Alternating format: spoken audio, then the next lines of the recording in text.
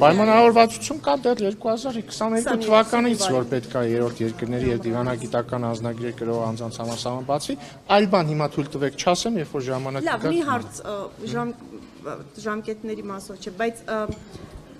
ազդակները կամ գործընթացը գնում է դեպի արագ այդ հարցի կարգավորման այս։ Միայն կասեմ այն, որ հրապարակային է եւ տեսել եք, որ թուրքական կողմը վերականգնում է Ալիջանի անցակետը։ Փետրվարի 1-ին ինչ որ բան վերաբերվում կամ ինչպես է գնահատում այն դուք լավ պատասխան։ Հա, եկեք։ Էրդողանը ասում էր, որ տարվա սկիզբ 2026 թվականի սկզբին խորհրդանշական քայլեր են լինելու, դուք այս տրամաբանության մեջ եք տեսնում եւ ավելին չպետք է սպասել։ Սիրելի գործընկերներ, ես ուղղակի հիմա չեմ ուզում այս թեմայով շատ բան ասել, ոչ թե որովհետեւ ինչ որ թաքցնելու բան ունեմ կամ չեմ ուզում ձեզ ինֆորմացիա տալ, այլ Հայաստան-Թուրքիա կարգավորման գործընթացում իմ փորձը ցույց է տալիս, որ ավելի լավ է սպասել ինչ որ բան լինի, այդ ժամանակ հայտարարել։ Ես չեմ ուզում որևէ կերպ գործընթացներին վնաս տալ։ Մի րոպե ստորական քայլերի մեջ մտնում է գերիների վերադարձը։ Գերիների վերադարձը Ադրբեջանից է։ Պարոն Ռուբինյան, իսկ հնարավոր է երրորդ երկրների հետ սահմանի բացումը զուգորդվի առհասարակ հայ-թուրքական սահմանի բացմամբ, թե ամեն դեպքում այս process-ը ենթադրվում է կամ տրամաբանությունը շարունակվելու է այս փուլային տարբերակով։ Եթե մեր դիրքորոշումը մշտապես այն է եղել, որ մենք ուզում ենք ունենալ ամբողջապես բաց սահմաններ հենց վաղը եւ հաստատված դիվանագիտական հարաբերությունները հենց վաղ է եւ այս առումով մեր դիրքորոշման մեջ բան չի փոխվել, բայց այնուամենայնիվ մենք ունենք նաեւ հստակ պայմանավորվածություն 2022 թվականին ձեռք բերված երրորդ երկրների քաղաքացիների եւ դիվանձնագրեր կրող անձանց համար սահմանը բացելու վերաբերյալ եւ հույս ունենք, որ շուտապույտ իրականացվի։ Ես նկատի ունեի բանակցային այս թեմայով ես ինձ թվում է բավարար պատասխանեցի։ Պարոն Ռուբինյան, դուք որ ասում եք այս պահին չխոսեք, այսինքն ես նկատների Թուրքիայի հետ կա պայմանավորվածություն, որ չէ, մի րոպե լսեք մինչև այդ, որ սահմանը որորը բացի, հենց այդ օրը միաժամանակ անեք հայտարարություն։ Չէ, նման տեխնիկական քննարկում չի եղել։ Իսկ ինչպես եք վերաբերվում այն հանգամանքին, որ Թուրքիայից ամեն դեպքում շարունակում են կապել երկու process-ները, հայ-ադրբեջանական ամբողջական կարգավորումը, հայ-թուրքականի հետ շարունակում են նշանակել, որ ամեն դեպքում վերջնական բացումը հայ-թուրքական սահմանի զուգորդվելու է հայ-ադրբեջանական ամբողջական կարգավորումը։ Այդ առումով եւս մեր դիրքորոշման մեջ բան չի փոխվել, Հայաստան-Թուրքիա հարաբերությունների կարգավորման գործընթացը եւ Հայաստան-Ադրբեջան գործընթացը տարբեր գործընթացներ են, բայց բնականաբար քանի որ նույն տարածաշրջանում են, կարող են փոխազդել միմյանց վրա եւ մենք կարծում ենք, որ Հայաստան-Թուրքիա կարգավորման գործընթացում առաջընթացը ոչ միայն չի վնասի Հայաստան-Ադրբեջան գործընթացին, այլ նաեւ կօգնի եւ նոր ազդակ կտա։ Բացի դա, չենք կարող նաեւ չնկատել, որ Հայաստան-Ադրբեջան գործընթացում ահռելի առաջընթաց կա օգոստոսի 8-ի հռչակագիրը խաղաղության վերաբերյալ երկաթգծի առնվազն մասնակի ապաշրջափակումը եւ այսպես շարունակ եւ ընդհանուր առմամբ կարծում եմ գործընթացները բոլորը դրական ուղղությամբ են գնում եւ որոշ արդյունքներ արդեն տեսնում ենք եւ որոշ արդյունքներ կտեսնենք։ Իսկ դա նպաստեց պարոն Ռուբինյան, որ Թուրքիան սկսի քայլեր անել, այսինքն հայ-ադրբեջանական կարգավորումը նպաստեց, որ թուրքական կողմն էլ սկսի տեղից շարժել են process-ը, որ արդեն 3 տարի։ Չգիտեմ, չեմ կարող ասել, կարևորն այն է, որ ամեն ինչ առաջ շարժվում է։ Պարոն Ռուբինյան, Իրանում տեղի ունեցող սցենարի Իրանում տեղի ունեցող գործընթացների ո՞ր սցենարի դեպքում կարող է Իրանում հիմա տեղի ունեցող եւ կապված ո՞ր սցենարի դեպքում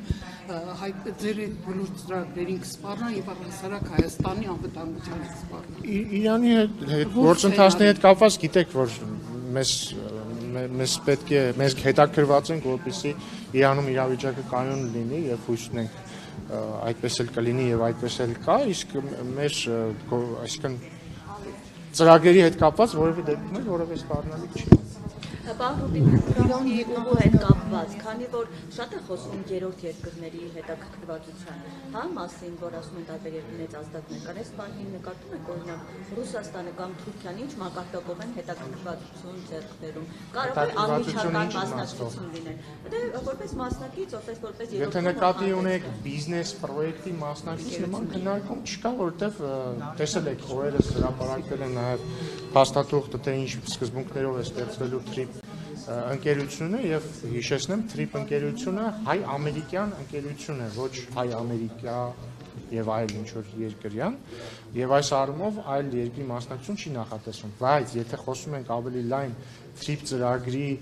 ծրագրից օգուտներ քաղելու վերաբերյալ, այստեղ իհարկե օգուտներ քաղելու է եւ Ադրբեջանը, եւ Թուրքիան, եւ Վրաստանը, եւ Իրանը, եւ Ռուսաստանը, եւ միջինասիական երկրները, եւ եվրոպական երկրները եւ այսպես շարունակ։ Այսինքն տարբերակ են մասնակցություն բիզնես պրոյեկտում, նման բան չի նախատեսվում եւ TRIP-ի արդյունքում տարածաշրջանային ենթակառուցվածքների ապաշրջափակման արդյունքում օգուտներ հարևան երկրների համար միանշանակ եւ այստեղ նաեւ ուղիղ կապ կա այն իմաստով, որ TRIP-ի գործարկման արդյունքում եւ ապաշրջափակման օրինակ Հայաստանը երկաթգծային կապ է ստանում Իրանի հետ, Հայաստանը երկաթուղային կապ է ստանում Ռուսաստանի հետ, Ռուսաստանը Թուրքիայի հետ եւ այսպես շարունակ։ Վրաստանը հետ կապված չի կիսում նախկին արտգործնախարար Չեմ լսում։ Եկեք սենց անենք։ Եկեք ներողություն մի բան կան։ Եկեք սենց գնանք էլի։ Ձեր լավատեսությունը պարոն Ռուբինյան չի կիսում դիվանագետ արտաքին գործերի նախկին նախարար պարոն Վարդան Օսկանյանը օրերս նա Facebook-յան գրառմամբ անդրադարձել է TRIP նախագծին եւ այդտեղ վերստին միջանցք է տեսել եւ այսպիսի նկատառում է հայտնել, այս միջանցքը Հայաստանի իսկ մեծ հաշվով նաեւ ԱՄՆ-ին ոչինչ չի տալու։ Սրա մեջ միակ շահագրգռվածները Ադրբեջանն ու Թուրքիան են։ Լավ կարելի էր գոնե նման գործարքին համաձայնվելիս առնվազն 50% մասնաբաժին ստանալ։ 26%-ը այն ողորմելի կրճոնն է, որ կտային նույնիսկ բացարձակ համր բանակցով։ Շատ լավ, այստեղ երկու հարց ունեմ։ Նախ երկու մասի, հա, բաժանենք, երկու բան նշեցիք, մեկը տոկոսի մասին, մյուսը միջանցքի մասին։ Միջանցքի մասով ես կարծում եմ ցանկացած կարդալ իմացող մարդ, իսկ պարոն Օսկանյանը հուսով եմ կարդալ գիտի, կարող է կարդալ հրապարակված փաստաթուղթը, որտեղ այսինքն դա փաստաթուղթ է այն մասին, որ միջանցք չի լինելու։ Հիշեցնեմ, էլի, ինչի մասին են եղել մտահոգությունները այս վերջի 5 տարվա ընթացքում։ Հիմնական 3 թեմայի շուրջ. անվտանգություն, արդյոք ով է պահելու անվտանգություն եւ նաեւ երրորդ երկրներ, հա, անվտանգություն եւ երրորդ երկրներ։ Չէ, արդյոք անվտանգությունը պահելու է երկրի թե ոչ։ Ընթացակարգեր, արդյոք լինելու են համապատասխան անցագրային եւ մաքսային ընթացակարգեր եւ հայ սահմանապահներ լինելու են թե չլինելու։ Կհամաձայնեք, որ հիմնական մեզ 3 անհանգստությունն է հնչել։ Այս փաստաթղթով հրապարակված փաստաթղթով հստակ սևով սպիտակին գրված է, որ անվտանգությունը պահում են Հայաստանի համապատասխան մարմինները, սևով սպիտակին գրված է, որ համապատասխան անձնագրային եւ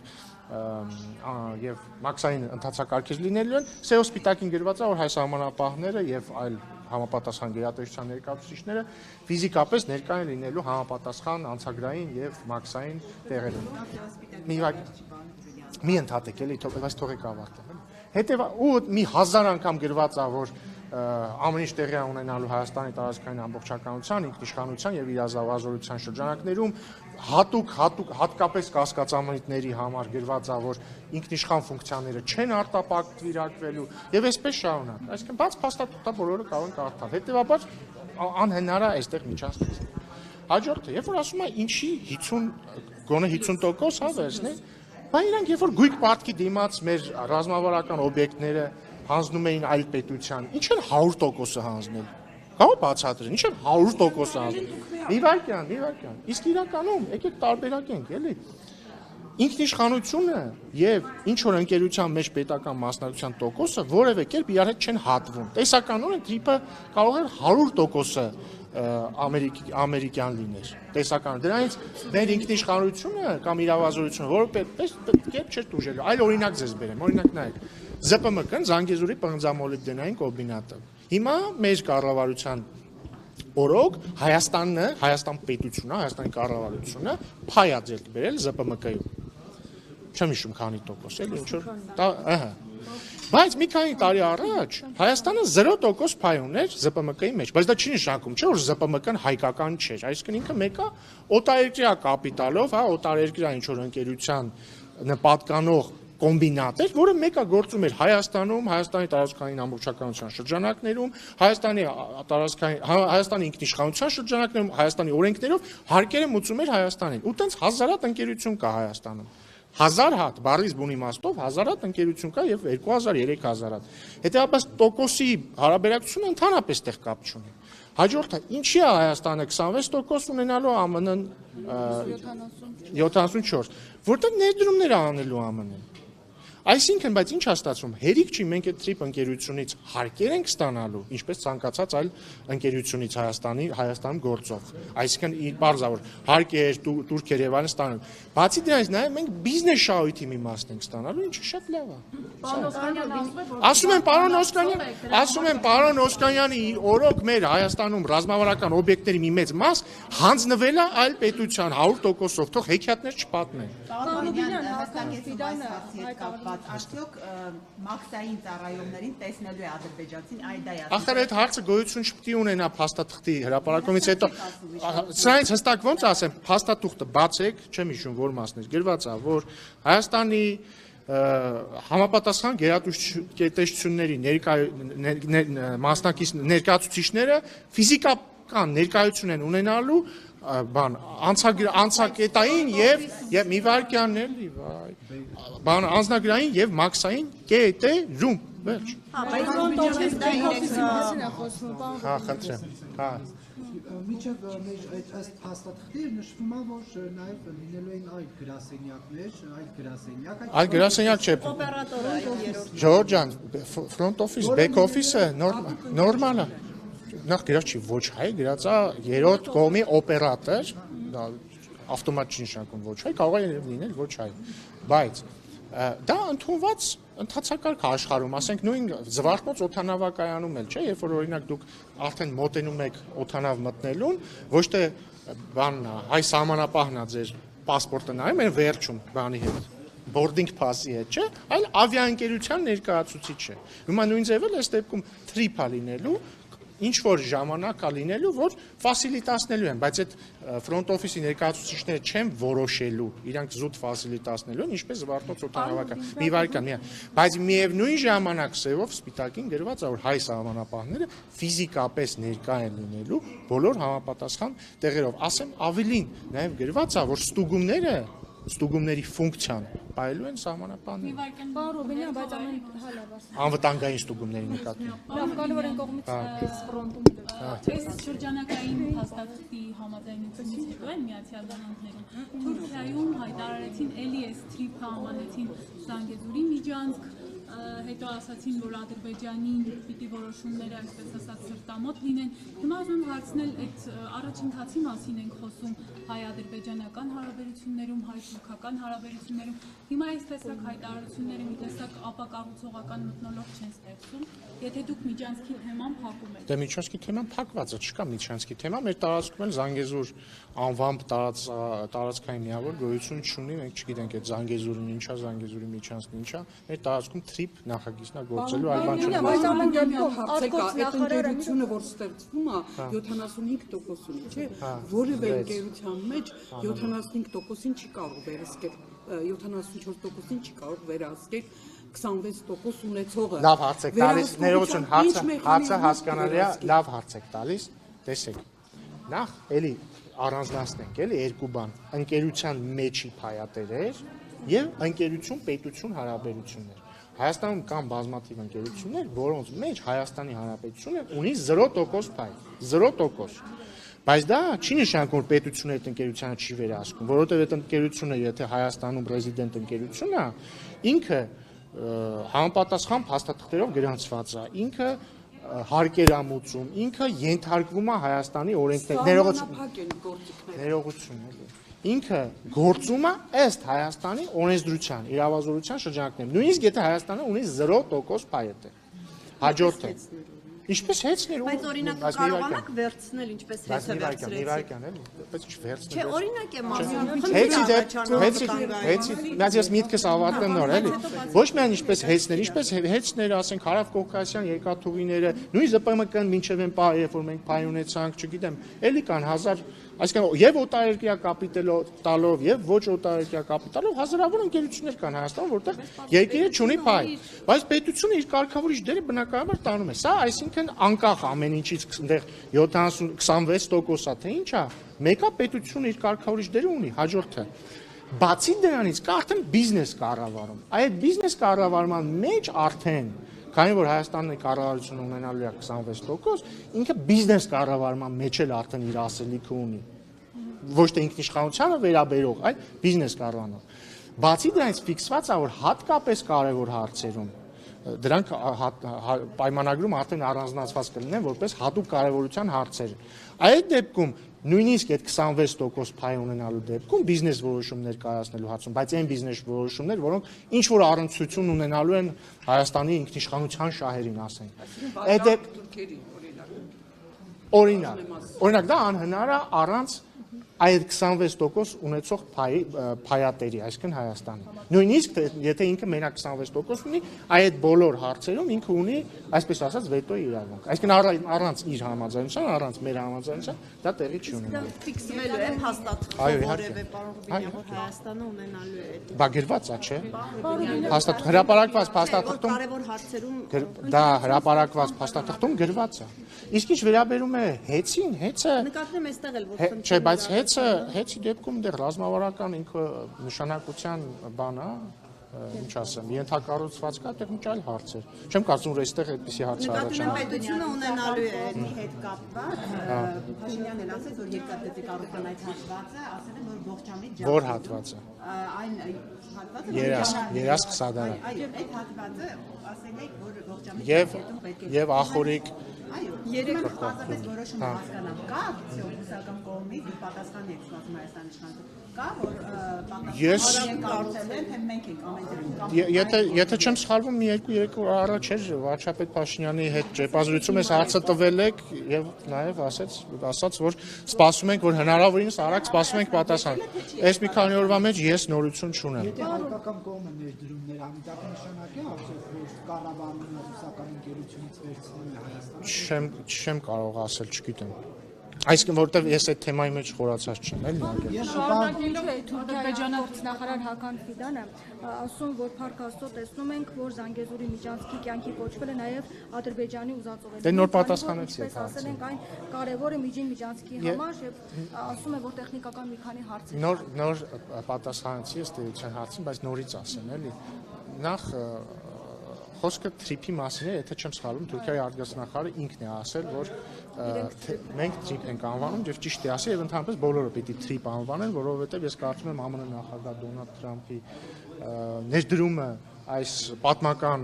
պայմանավորվածության մեջ ահռելի է եւ ճիշտ կլինի, որպեսզի բոլորը турք տան ԱՄՆ նախագահին, այդ թվում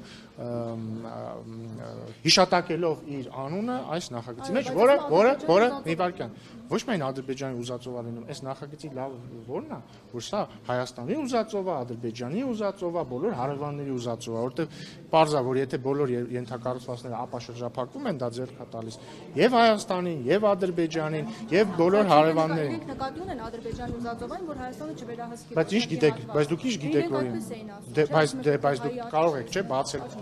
բայց դուք կարող եք, չէ՞, բացել փաստաթուղթը կարդալ եւ հասկանալ, որ Հայաստանը չի տալիս, կարող է տարենթերցումա տալիս նրանց մոտ, ովքեր ուզում են, որ տարենթերցում լինի, բայց որևէ տարենթերցում չկա։ Մի վարքյան։ Ախր հատուկ ձեր համար մի 46 անգամ այդ փաստաթղթի մեջ գրած է, որ Հայաստանն է վերահսկում իր տարածքը, Հայաստանի ինքնիշխ դե վերջ էլ ինչ է կոչվում։ Հետևաբար կա թուղթ, կարդացեք, պատասխանը կա, պետք չի, այլ բաներ հնարավոր։ Թուրք-ադրբեջանական թեմատիկան շարունակելով, պարոն Ռուբինյան, ձեր խորհրդանական գործընկերները Հայաստան խմբակցության ներքաղաքական եւ այդտեղ իրենց պոտենցիալ ընտրողների հետ ձեր գործընկեր պարոն Լևոն Քոչյանն այսպիսի միտք է արտահայտել կամ ժողովուրդն իր ապագան տնօրինելու իրավունքը տվերնի ձեռքը նկատի ունենալու խորհրդանական ընտրություններում այս կամ այն ուժին դիակերակրել կամ այն կտնօրինի Թուրքիան եւ Ադրբեջանը ձեր մեծ նախարարությունը Դե բան է, ինչ դասական մանիպուլյացիոն հայտարարություն է, ուրիշ ինչ պիտի ասեն, այդ մարդիկ չհասկացան, որ անընդհատ իրանց խոսույթի 90%-ը թուրք-ադրբեջանական է։ Նկատել եք, ոչ մի քաղաքական խոսք չկա։ Գան թուրք-ադրբեջանական թրքամոլ, թրքահաճո, ադրբեջանամետ, ազգադավ, էս է իրանց խոսույթը եւ իրանք ոնց նախորդ անգամ հաջողության չհասան, այս անգամ էլ հաջողության չեն հասնի, բայց մի բան ասեմ, էլի։ Տեսա ես այդ ձեր նշած տեսանյութում տեսա որ մի քաղաքացի ինչ էր ասում, իրենց ասում էր ամենակարևորն է նա, որ մենք հպարտությունը մեր կորցրել ենք, ուզում ենք վերականգնենք, ասում է ես օրինակ արտասահմանում եմ ապրում, այնտեղ հանդիպում ենք ուրիշներին, այն ժամանակ հպարտությամբ էինք ասում, որ հայ ենք, հիմա բավարար հպարտ չեն։ Ես այդտեղ խորացա, որտեղ մենակ այդ անգամ չի, էլի շատ եմ լսել բաներով, մամուլով, հենց այդ խոսույթը, որ մենք Սփյուռքում այն ժամանակ արժանապատիվ էինք, հիմա արժանապատիվ չենք։ Մի հատ հարց տամ, էլի սիրելիներս, ձեզ չեմ տալիս, էլի իրանց եմ տալիս, ովքեր ու դա ասում են։ Եթե դուք հպարտ էիք, որ հայ էիք, ինչ եք արտագաղթել Հայաստանից։ Կարող է։ Չէ, այո, բայց նկատի ունեմ, կարող է պետք է հպարտ լինել, կարող է ավելի մեծ հպարտություն է Հայաստանում ապրել, ես չեմ ասում, որ իրանք են մեղավոր արտագաղթել են, պարզ ասենք, սոցիալական խնդիրներ, չէ, կոնկրետ այդ մարդը Գեղարքունիքի մարզից էր, խոսքը հին Սփյուռքի մասին չի, այսինքն, պարզ է, չէ, ասենք, բանա, խնդիրներ են եղել, տնտեսական, սոցիալական, արդարության հետ կապված, հազար բան կարա լինի, բայց ինքնին դա նշանակում է պրոբլեմա չէ եղել Հայաստանում, այսինքն կոնֆլիկտից, նկատի ունեմ ոչ թե բառից բուն իմաստով կոնֆլիկտից, այլ կոնֆլիկտ, չեն ուզեցել ասենք, չգիտեմ, իրանց որդիները զոհեն եւ այլն, բայց կարող է ավելի մեծ հպարտություն է լինել հայ ապրել խաղաղ Հայաստանում, քան լինել հայ, որը ստիպված է արտագաղթել, ու մի հատ էլ այնտեղ ինքը ասի, այ ինչի պատերազմ մենք պարտվեցինք, որ ես ինձ հպարտ չզգամ։ Իսկ կարող է պետք է մնալ ապրել Հայաստանում եւ շինացնել Հայաստանը եւ ապրել խաղաղության մեջ, ու կարող է իրական հպարտությունը խաղաղ Հայաստանում ապրելն է։ Խնդրում եմ մտածեք սա մասին։ Ասում եք, տեսեք դուք ասում եք պայմանները, իրանք էլ ասում են, եթե մենք վարչապետ ունենանք, գանք իշխանության, 1 դրամ կստանա, փոքր բիզնես, չուն ունեցել։ Մեր ձևով վարչապետը երբ ա եղել, որ մի հատ էլ Սիրելիներս, ես ուզում եմ հիշեցնել, որ Սամվել Կարապետյանի հարազատ եղբայրը եւ հետեւաբար Սարհատի Կարապետյանի եղբորորդու հարազատ հայրը 2008 թվականի մարտի 1-ին եղել է հանրապետական խմբակցության ղեկավարը։ Դրանից մի քանի ամիս հետո էլ նշանակվել է Սերժ Սարգսյանի աշխատակազմի ղեկավարը։ Հետևաբար, մի վարքյան, հետևաբար իրանց տեսան, օրինակ հիմա ինձ ասում եք դուք ունեք, ինձ կասեք, չէ, պարոն Ռուբինյան, դուք ունեք վարչապետ։ Եվ ճիշտ կանեք, որտեղ ես քաղաքացիական պայմանագիր խմբակցության անդամ եմ, կուսակցության անդամ եմ եւ վարչապետն էլ քաղաքացիական պայմանագիր կուսակցությունից է։ Հիմա նույն ձև հանրապետական խմբակցության ղեկավարը կարելի է չի ասել, որ այդ ժամանակվա վարչապետը իր վարչապետն է եղել, նախագահն էլ իրանց նախագահն է եղել։ Հետո թող հեքիաթներ չպատմեն, այդ ժամանակ վարչապետը 1 դրամ աշխատավարձ է ստացել։ Հա? Այդ ժամանակ ով էր վարչապետը, եթե չեմ սխալվում, Տիգրան Սարգսյանն էր։ Հա? Տիգրան Սարգսյանը, թե Տիգրան Սարգսյանը։ Հա, Տիգրան Սարգսյանը իշխանության է եղել այդ մարդը 2008-ից 18, ճիշտ է, 2008-ից 18 եղել է Տիգրան Սարգսյան, Հովիկ Աբրահամյան, Կարեն Կարապետյան, իրանցից ով է 1 դրամ աշխատավարձ ստացել, թող ասեն։ Հաջորդը, ես հավատում եմ, որ օրինակ Հովիկ Աբրահամյանը կարող էր եւ 1 դրամ աշխատավարձ ստանալ։ Գիտեք ինչի։ Որտեվ Հովիկ Աբրահամյանը շատ հաջողակ բիզնեսմեն էր, որը լոլիկ աճացնելով դառնում էր միլիարդատեր։ Չգիտես ոնց է ստացվում, որ իրանց օրոք բոլոր վարչապետերը ով ունեցել են կամ մեծ մասը։ Առնվազն Կարեն Կարապետյանը եւ Հովիկ Աբրահամյանը։ Երկուսն էլ մանումենտում տուն ունեն։ Այսինքն իրենց պատկերացած է դա, որ պետք է գա վարչապետ, որին տան 1 դրամ աշխատավարձ, բայց մանումենտում տուն ունենա, իվարքան էլի հեշտությամբ չի վաճառվել, մի պետք չի խեղաթյուրել։ Հա, դա իրենց պատկերացածը։ Հաջորդը, այդ վարչապետը ոնց է ապրելու։ Այսինքն 1 դրամ աշխատավարձով ոնց է ապրելու, ուտելիք ոնց է առնելու։ Ենթադրում եմ, որ կասեն, որ այսինքն երկու ձև կա։ Պետք է ինքը բիզնեսմեն լինի, որը փող ունի, հարուստ մարդ է։ Սա ավտոմատ նշանակում է, որ իրանք ասում են, որ Հայաստանի վարչապետ երբևէ կարող է լինել միայն հարուստ մարդ։ Այսինքն միայն օլիգարխը կարող է վարչապետ լինի։ Հաջորդը, եթե հարուստ չի, ուրեմն իրանք սևով փող են տալու, ծրարով փող են տալու։ Դուք գիտեք, չէ՞, որ 18 թվականի հեղափոխությունից առաջ պետական համակարգի մի մեծ հատվածին պաշտոնյաներին բարձր ծրարով փող են տվել։ Պատգամավորներին ծրարով փող են տվել, ոչ միայն հանրապետականի դեպ։ Ո՞վ է դատվել ձեր իշխանության օրերին դրա համար, պարոն Ռուբինյան։ Մեր իշխանության օրերին տարբեր բաների համար տարբեր մարդիկ դատվել են, դատվել։ Չգիտեմ, դա պետք է այդ հարցը հանցագործության մասին հաղորդում եք հիմա դա։ Դե ես ասում եմ, այն ինչ եղել է, ես գիտեմ, որ դա եղել է եւ ես հույս ունեմ, որ դա կբացահայտվի։ Չէ, ես գիտեմ, որ մարդիկ փող են ստացել ծրարով։ Չեմ կարող ասել, այ այս ինչը ստացել, բայց ես գիտեմ, որ դա եղել է, ու բոլորը գիտեն։ Դուք եք գիտեք, որ եղել է։